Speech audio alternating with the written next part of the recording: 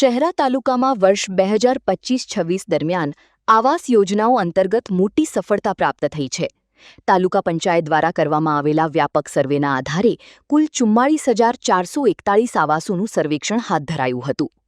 રાજ્ય સરકાર દ્વારા સર્વે કરાયેલા આવાસોમાંથી 37,041 આવાસોને મંજૂરી આપવામાં આવી છે, જેના કારણે હજારો ગરીબ અને જરૂરિયાતમંદ પરિવારોને પોતાના પાકા ઘરનું સ્વપ્ન પૂર્ણ થવાની આશા જાગી છે.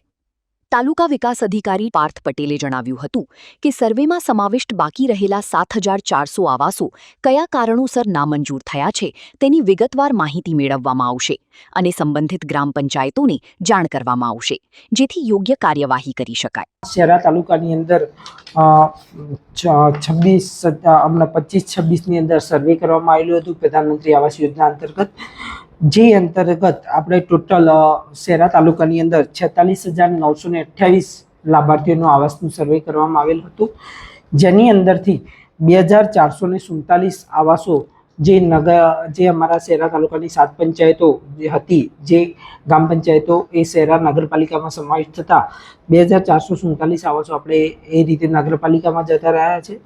અને એ રીતે જોઈએ તો ટોટલ તાલુકા પંચાયતની અંદર 44,441 આવાસોનું ટોટલ સર્વે થયેલું હતું, જેની અંદરથી સરકારશ્રીમાં જે તમામ આવાસો ગયા એમાંથી સરકારશ્રીમાંથી 37,041 આવાસો મંજૂર થઈને આવેલા છે.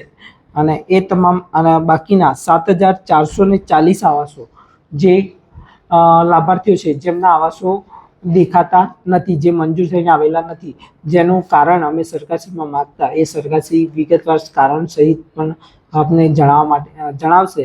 એટલે હવે એમને વિગતવાર પંચાયતોને જાણ કરીશું. હાલમાં 37,041 આવાસ મંજૂર થઈને આવેલા છે. યુટ્યુબ પર KNK મીડિયા નેટવર્કને સબસ્ક્રાઇબ કરો, ફેસબુક અને ઇન્સ્ટાગ્રામ પર ફોલો કરો અને દરેક પોસ્ટને લાઇક અને શેર કરવાનું ભૂલશો નહીં.